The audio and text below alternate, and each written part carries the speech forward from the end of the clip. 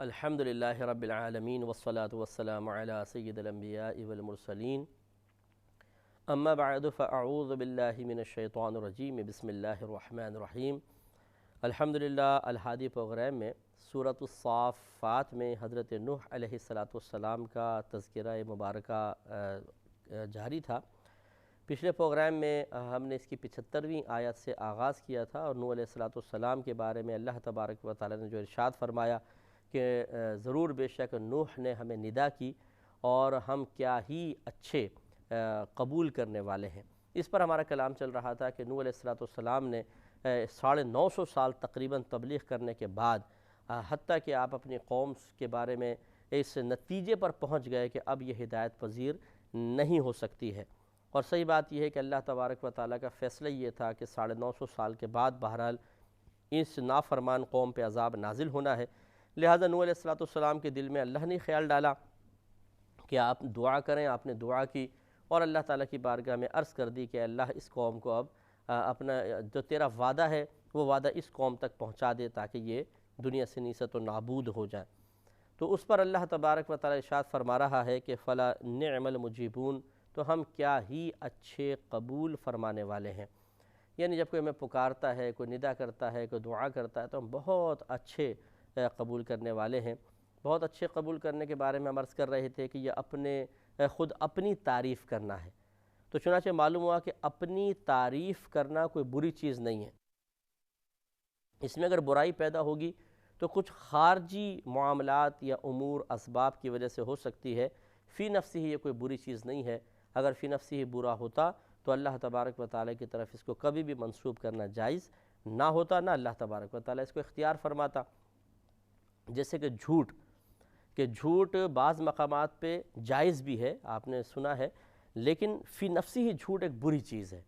وہ تو بعض مقامات پہ اس کی جوازی صورتیں نکلتی ہیں، اس لیے اللہ تبارک و تعالیٰ کی طرف جھوٹ کبھی منسوب نہیں کر سکتے کہ معاذ اللہ تعالیٰ نے جھوٹ کہا۔ لیکن مدح و ثنا بیان کرنا یہ فی نفسی ہی چونکہ برا نہیں ہے، یہ جائز ہے۔ ہاں، اس میں برائی پیدا ہوتی ہے خارجی معاملات کی بنا پر، اس لیے اللہ تعالیٰ کی طرف منسوب کرنا یا اللہ تبارک و تعالیٰ کا اس کو اختیار کرنا کوئی برا نہیں ہے۔ تو اس پہ ہمارا آخر میں جو کلام چل رہا تھا وہ یہی تھا کہ اپنے منہ سے حتی الامکان ہمیں اپنی ہی تعریف کرنے سے بچنا چاہیے۔ اگر کرنے کا کوئی موقع یا جواز نظر آئے بھی تو پہلے 50 مرتبہ غور و تفکر کریں کہ میں کیوں اپنی تعریف کر رہا ہوں۔ اگر اس میں کوئی مصلحت صحیحہ نظر آئے تو ٹھیک ہے، بیان کر دیں، ورنہ حتی الامکان بچیں۔ مثال کے طور پہ ایک شخص ایسا ہے جس نے بڑی جد و جہد کر کے کوئی ترقی کی ہے، کوئی منصب پایا ہے۔ اب وہ چاہتا ہے کہ جو اس کے سامنے لوگ بیٹھے ہوئے ہیں یا اسٹوڈنٹس ہیں، مثلا وہ ٹیچر ہے، تو وہ چاہتا ہے کہ میرے اسٹوڈنٹس بھی میری طرح محنت کریں اور اس ترقی کی منازل طے کرتے ہوئے مقام عزت پر فائز ہوں۔ اب وہ اپنے بارے میں بتاتا ہے کہ میں نے اس طرح کیا، میں نے اس طرح کیا، یہ میں نے قربانی دی، اس طریقے سے میں نے علم حاصل کیا۔ تو اگرچہ اس میں تمام چیزوں میں اس شخص کے لیے خود تعریفی پہلو موجود ہیں، لیکن چونکہ نیت صحیح ہے، اگر واقعی اس کی نیت صحیح ہے تو پھر اس پہ یقیناً سی بات ہے کہ نہ صرف یہ تعریف کرنا جائز بلکہ اس پر ثواب کا ترتب ہوگا اور اللہ تبارک و تعالیٰ اس کو انعامات سے نوازے گا۔ اور اس میں آخر میں ہم نے یہ بھی عرض کیا تھا کہ اپنی تعریف کے بارے میں بس سوچیں کہ میں کہاں کروں، کیوں کروں، یا میں نے کیوں کی تھی، اس میں محاسبہ ہونا چاہیے۔ دوسرے کا محاسبہ نہ کریں تو بہتر ہے۔ اگر کوئی اپنی زبان سے اپنی تعریف کر رہا ہے تو یہ خصوصاً عورتوں کے اندر ہوتا ہے کہ تو اشارے بازی کرتی ہیں کہ دیکھو شروع ہو گئی ہے اپنی تعریفیں کرنا، اور پھر باہر نکل کے تبصرے کرتی ہیں یا اس کے سامنے سے ہٹ کے تبصرے کرتی ہیں کہ بھئی وہ تو بڑی شو مارنے والی ہے، بڑی اپنی تعریفیں کرتی رہتی ہے، ہر وقت اپنی تعریفیں کرتی ہے، اور یہ ہے وہ ہے، برائیاں شروع کر دیتی ہیں۔ تو یہ بھی ایک غلط چیز ہے۔ کیا معلوم کون کس نیت کے ساتھ اپنی تعریف کر رہا ہے، تو ہمیں اس پر بدگمانی بھی نہیں کرنی چاہیے۔ خلاصہ کلام یہ ہے کہ کسی کے بارے میں نہ سوچیں وہ کیوں کر رہا ہے، اس نے کیوں کیا تھا، بلکہ یہ سوچیں میں نے کیوں کی تھی، میں کیوں کر رہا ہوں۔ بس یہ بہت اچھا ہے کہ اپنا محاسبہ کریں، دوسرے کا محاسبہ چھوڑ دیں۔ تو اللہ تعالیٰ نے آپ کی دعا کو قبول فرمایا اور ارشاد فرماتا ہے کہ وَنَجَّيْنَاهُ، اور نجات دے دی ہم نے نوح علیہ السلام کو، وَأَهْلَهُ، اور آپ کے گھر والوں کو، مِنَ الْكَرْبِ الْعَظِيمِ، ایک بڑی آزمائش سے، بڑی تکلیف سے ہم نے آپ کو نجات دے دی۔ اب تکلیف میں دو پہلو ہو سکتے ہیں، ایک تو یہ کہ 950 سال تبلیغ اور اس کے جواب میں لوگوں کا نامناسب، منفی، گندا اور اخلاق سے گرا ہوا رویہ، یہ بہت بڑی بات ہے کہ 950 سال تک اپنی طبیعت کے خلاف انسان لڑتا رہے، جد و جہد کرتا رہے، اذیتیں، تکلیفیں، طنز برداشت کرتا رہے، یہ کوئی معمولی چیز نہیں ہے۔ ہم جیسے کوئی ہوتا تو اس کو 4 دن میں 10 دن میں ٹی بی لگ جاتی شاید، کہ ہم لوگ تو ذرا سی بھی کسی کی بات برداشت نہیں کر سکتے ہیں۔ اگر طاقت ہوتی ہے تو پھر فوراً جواب دیتے ہیں، ہاتھ سے، زبان سے، کسی اور ذریعے سے، اور طاقت نہیں ہوتی، مجبوری ہوتی ہے تو پھر اندر اندر گھٹتے رہتے ہیں، جلتے رہتے ہیں، کڑتے رہتے ہیں، اور وہ پھر بیماریوں کے شکل میں وہ کڑن بدل جاتی ہے اور ہم کسی مہلک بیماری میں دائمی طور پہ مبتلا ہو جاتے ہیں۔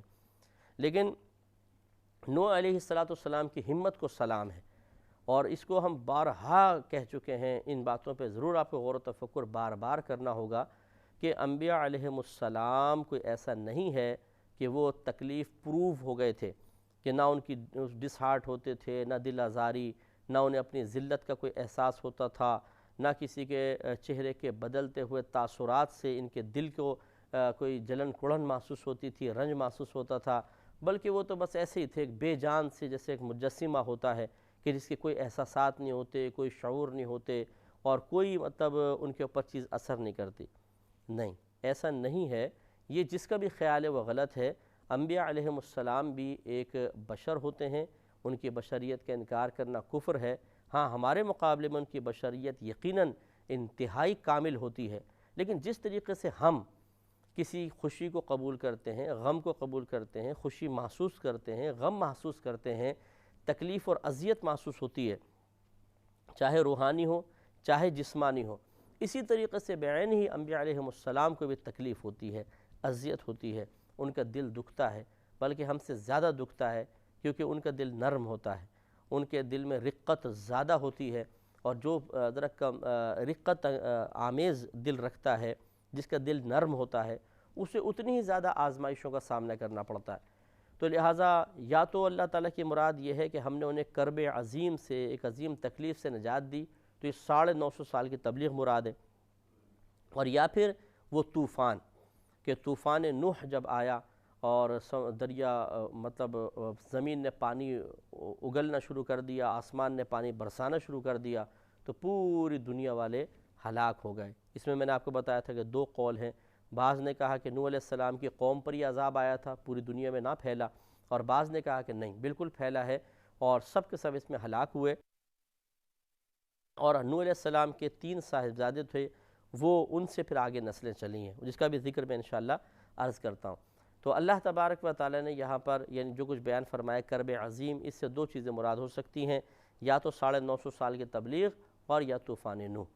اگر 950 سال کی تبلیغ لیں تو پھر واقعی حضرت نوح علیہ السلام کی عظمت کو سلام کرنا چاہیے کہ اتنی ہمت کے ساتھ آپ نے 950 سال تبلیغ کی، اور اس سے ہمیں سبق حاصل کرنا چاہیے کہ ہمیں بھی، چونکہ ہم انبیاء علیہ السلام سے محبت رکھنے والے ہیں، ان کے متبعین میں سے ہیں، ہمارا تعلق نبیوں سے ہے، ہم نبیوں والے ہیں سمجھ لیجئے، تو پھر جس سے ہمارا تعلق ہے اسی جیسی ہمت کا اظہار بھی کرنا پڑے گا، مظاہرہ کرنا پڑے گا۔ تو جتنے تبلیغ کرنے والے ہمارے بھائی ہیں، بہنیں ہیں، انہیں چاہیے کہ نوح علیہ السلام کی طویل تبلیغ اور اس کے جواب میں آنے والی پے در پہ تکلیفوں پر آپ کے صبر کو یاد رکھیں، اور خود بھی استقامت کے ساتھ تبلیغ کریں۔ انشاءاللہ عز و جل اللہ تعالیٰ برکت عطا فرمائے گا، اور ہمارے درجات کی بلندی کا روز بروز سامان ہوتا رہے گا۔ اور دوسرا یہ کہ اگر اللہ تعالیٰ نے پانی سے آپ کو نجات دی تو پھر یہ اللہ تبارک و تعالیٰ کا کمال عظیم ہے کہ اتنا عظیم سمندر، دریا، کہ جس کے بارے میں پیچھے ہم پڑھ چکے ہیں کہ جیسے اس کی موجیں ایسی تھیں جیسے پہاڑ کے برابر، پہاڑوں کے برابر موجیں۔ اب بتائیے اس اتنے بڑے سونامی میں، جہاں آج کل کے بڑے بڑے جہاز تباہ ہو جاتے ہیں اور ٹوٹ جاتے ہیں، وہاں نوح علیہ السلام کی وہ کشتی جو آپ نے اپنے ہاتھوں سے بنائی، کسی مشین سے نہیں بنائی تھی، ہاتھوں سے تیار کی ہوئی کشتی، وہ تیر رہی ہے، 72 نفوس قدسیاں ہیں، کتنے اوپر جاتی ہوگی، ایک دم نیچے آتی ہوگی، کیسے لہریں اٹھ کے آتی ہوں گی، لیکن اللہ تبارک و تعالیٰ نے ایسا آپ کو نجات دی جیسے آٹے میں سے بال نکال لیتے ہیں تو پتہ بھی نہیں چلتا۔ ایسے ہی نوح علیہ السلام محفوظ رہے اور باقی سب کے سب ہلاک ہو گئے۔ اس سے معلوم ہوا کہ ہمارے رب کریم کی بڑی شان ہے، بڑی عظمت ہے، تو کبھی بھی اللہ تعالیٰ کی رحمت سے، اس کی امداد سے، اس کی طرف سے ملنے والے انعامات میں دیر کی بنا پر اس سے مایوس نہیں ہونا چاہیے۔ اللہ تعالیٰ بڑی قدرت والا ہے، کوئی چیز اس کے لیے ناممکن نہیں ہے۔ محالات تو خیر تحت قدرت نہیں آتے، ان کو چھوڑ دیجئے۔ جیسے بعض لوگ اس موقع پہ بیوقوفی کرتے ہیں اور کہتے ہیں کہ اچھا اللہ تعالیٰ ہر چیز پہ قادر ہے، اللہ تعالیٰ کے لیے ہر بات ممکن ہے۔ سامنے اللہ کہہ دیتا ہے ہاں، تو بولتا اچھا یہ بتاؤ کہ اللہ تعالیٰ دوسرا خدا بنا سکتا ہے؟ تو پہلی بات تو یہ کہ اس قسم کے احمقانہ کویسچن نہ کیے جائیں، کیونکہ عوام الناس ان کے نہ تو جواب جانتی ہے صحیح طریقے سے، اور نہ ان کو زیبا ہے، ان کو لائق ہے کہ وہ اس قسم کی بحثوں کا دروازہ کھولیں، کیونکہ عقائد کے معاملے میں بحث کرنا بعض اوقات انسان کو دائرہ اسلام سے باہر کر دیتا ہے۔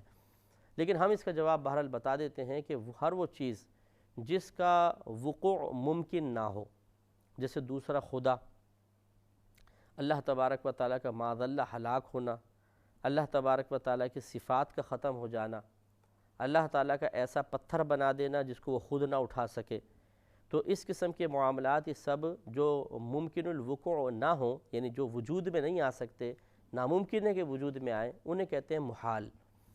اور محال اللہ تبارک و تعالیٰ کی قدرت کے تحت آتا ہی نہیں ہے۔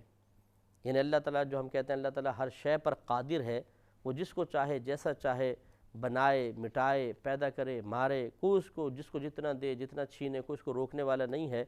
تو یہ تمام چیزیں جو ہیں وہ تحت قدرت آتی ہیں، قدرت کے نیچے، کہ اللہ تعالیٰ قادر ہے، مار دیتا ہے، قدرت رکھتا ہے، زندہ کر دیتا ہے، قدرت رکھتا ہے، رزق عطا فرماتا ہے، قدرت رکھتا ہے، رزق روک لیتا ہے۔ لیکن یہ جو محالات ہوتے ہیں، یعنی وہ چیزیں جو وجود میں آ ہی نہیں سکتی ہیں، وہ اس قدرت کے تحت آتی ہی نہیں ہیں۔ جب نہیں آتی ہیں تو سمجھ لیں ہم جب کہتے ہیں کہ اللہ تعالیٰ ہر چاہت پر قادر ہے، ہر شے پہ قادر ہے، تو وہ تمام چیزیں اس کے تحت آتی ہیں جن کا وجود ہو سکتا ہے، اور ان کو شرعی اصطلاح میں ممکن کہتے ہیں، جمع ممکنات ہے۔ تو ممکن اور محال، ممکن وجود میں آ سکتا ہے، محال کبھی بھی وجود میں نہیں آ سکتا۔ تو ممکن کی جمع ممکنات، محال کی جمع محالات، تو ممکنات وجود میں آتے ہیں لیکن محالات کبھی وجود میں نہیں آ سکتے۔ وجہ اس کی کیا ہے کہ یہ تحت قدرت نہیں آتے۔ اب یہاں ایک سوال پیدا ہو سکتا ہے کہ اس کا مطلب تو یہ ہوا کہ معاذ اللہ ثم معاذ اللہ، اللہ تبارک و تعالیٰ کی قدرت ناقص ہوئی، کیونکہ ممکن کو تو اللہ تعالیٰ وجود میں لے آتا ہے لیکن محال کو محال وجود میں نہیں آ سکتا۔ اس کا مطلب ہے اللہ تعالیٰ اس پر قادر نہ ہوا۔ جب قادر نہیں ہوا تو اللہ تعالیٰ کی قدرت تو پھر ناقص ہو گئی، اس میں کمی ہوئی کہ اللہ تعالیٰ یہ کام نہیں کر سکتا۔ اس کا جواب یہ ہے کہ یہ جملہ نہ کہا جائے کہ اللہ تعالیٰ یہ کام نہیں کر سکتا، بلکہ جو ہم نے محتاط جملہ عرض کیا کہ محالات اگر تحت قدرت نہیں آتے تو اس میں قدرت کا کوئی نقص نہیں ہے، قدرت میں کوئی کمی نہیں ہے۔ کمی اس محال میں ہے کہ قدرت کے تحت آنے کی اس میں صلاحیت نہیں ہے۔ میں آپ کو ایک مثال سے سمجھاتا ہوں، بلکہ دو مثالیں عرض کرتا ہوں۔ نبی کریم صلی اللہ علیہ وسلم کی تبلیغ کامل تھی یا ناقص؟ آپ کا جواب ہوگا بالکل کامل تھی۔ پھر سوچ لیں، آپ کہیں گے ہاں بالکل کامل تھی۔ اچھا، پھر سوال پیدا ہوتا ہے کہ ابو جہل اور ابو لہب ایمان لے کر کیوں نہیں آئے؟ اگر تبلیغ کامل تھی تو ان کو ایمان لانا چاہیے تھا۔ تو آپ جواب دیں گے کہ نہیں، تبلیغ تو کامل تھی، ان بدبختوں میں اتنی صلاحیت نہیں تھی کہ اس تبلیغ کے فیض کو قبول کرتے۔ معلوم یہ ہوا کہ اگر آج کوئی کھڑے ہو کر بولے کہ سرکار کی تبلیغ معاذ اللہ کامل نہیں تھی کیونکہ ابو جہل ابو لہب ایمان لے کر نہیں آئے، تو ہم کہیں گے تم بے وقوف ہو، تبلیغ کامل تھی، ان میں صلاحیت نہیں تھی کہ وہ تبلیغ کو قبول کرتے۔ یہی بس اب یہاں پر آ جائیں کہ یہ نہ کہیں جی اللہ تعالیٰ چونکہ محالات پر قادر نہیں ہے اس لیے قدرت میں نقص ہے۔ نہیں، قدرت پہ اپنے مقام پہ کامل ہے، لیکن ان محالات کے اندر وہ صلاحیت نہیں کہ تحت قدرت آ جائے، تو نقص پھر قدرت کا نہ ہوا بلکہ محالات کا ہوا۔ ایک اور مثال سے سمجھ لیں، ایک آدمی نے ایک تار لگایا، الیکٹرک کا تار تھا، اس میں 50 بلب لگا دیے جس میں سے 3 فیوز ہیں۔ اب جب بٹن آن کیا سب جل گئے، 3 نہ جلے۔ اب کسی نے کہا کہ جی یہ بجلی کامل نہیں ہے، پاورفل نہیں ہے، اگر ہوتی 3 بھی جلتے، بتائیے صحیح ہے کہ غلط؟ آپ جواب دیں گے کہ نہیں، بجلی کا اس میں کوئی قصور نہیں ہے، ان 3 بلبوں کا قصور ہے کہ بجلی کا فیض حاصل کرنے کی ان میں صلاحیت نہیں ہے۔ تو بالکل ایسے سمجھ لیں کہ محالات فیوز بلب ہیں کہ اللہ تبارک و تعالیٰ کی قدرت کے تحت آنے کی ان میں صلاحیت نہیں، تو قصور قدرت کا نہ ہوا بلکہ محالات کا ہوا۔ امید ہے کہ آپ بات سمجھ گئے ہوں گے۔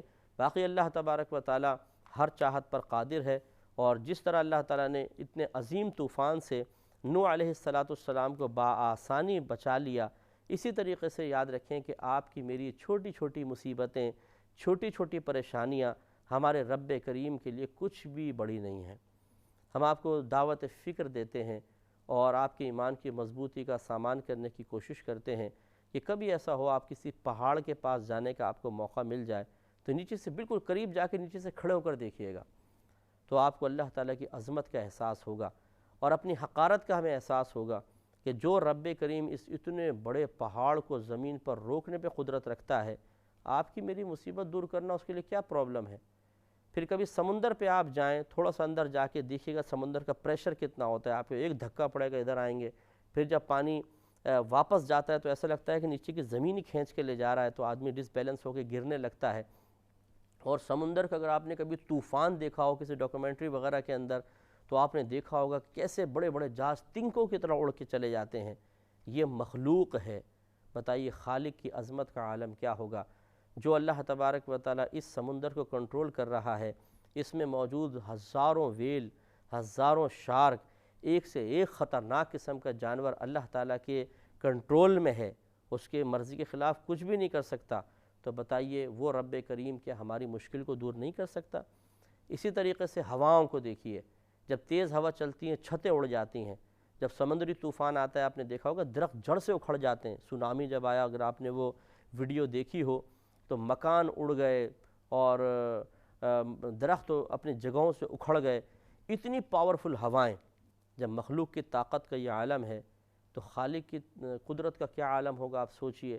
اور یہ ہوائیں اللہ تعالیٰ کے حکم کے تابع ہیں، جدھر حکم فرما دیتا ہے وہاں ہوا مڑ جاتی ہے، جتنے پریشر سے جانے کا حکم دیتا ہے اتنے پریشر سے جاتی ہے۔ تو وہ رب کریم جو اتنی خطرناک ہواؤں کو کنٹرول کرنے پہ قدرت رکھتا ہے، آپ کی میری مشکل دور کرنا اس کے لیے کیا پرابلم ہے۔ اسی طریقے سے کبھی جب موسلا دھار بارش ہو رہی ہو تو ذرا اس ٹنوں وزنی آسمان سے برسنے والے پانی پر بھی غور کر لیجئے گا، یہ کہاں سے آ رہا ہے۔ ننھے ننھے بادل کہ اگر آپ جہاز میں سفر کر رہے ہو کبھی آپ نے دیکھا ہوگا کہ جہاز جب بادلوں کے درمیان سے گزرتا ہے تو چیرتا ہوا گزر جاتا ہے۔ اگر آپ کو کبھی ہاتھ ڈالنے کا موقع مل جائے تو آپ یہ دیکھیں گے کہ بالکل یوں نمی سی ہاتھ میں آئے گی۔ یعنی بادل کوئی ایسا نہیں کہ ٹھوس چیز ہے، آپ سب جانتے ہیں وہ تو بخارات کی ایک شکل ہے جو ہمیں کبھی کالی نظر آتی ہے، کبھی سفید نظر آتی ہے، لیکن اتنے نازک سے یہ بادل ٹنوں وزنی پانی لے کر جا رہے ہوتے ہیں۔ اور مثال کے طور پہ اگر ہمیں کہا جائے کہ مثلا ہمارا کراچی شہر ہے، بہت بڑا شہر ہے، کراچی شہر کو دھونا ہے اور اس طرح کے ہر گلی، ہر گھر، ہر پتا، ہر درخت، ہر اونچی نیچی جگہ دھل جائے اور دھونا بھی ہے آدھے گھنٹے کے اندر، تو بتائیے کہ ہم سب مل کر یہ کر سکتے ہیں؟ نہیں، ہمارے یہاں تو پانی میسر نہیں ہے، دھونا تو دور کی بات ہے۔ لیکن اللہ تبارک و تعالیٰ جب چاہتا ہے تو 15 منٹ کی، آدھا گھنٹے کی، 20 منٹ کی بارش میں پورے کے پورے شہر کو دھو کر رکھ دیتا ہے۔ اتنی موسلا دھار بارش ہوتی ہے کہ اس کے پریشر کو برداشت کرنا مشکل ہو جاتا ہے، پھر جو اس کا رزلٹ مرتب ہوتا ہے سیلاب وغیرہ، اس کو روکنا مشکل ہو جاتا ہے۔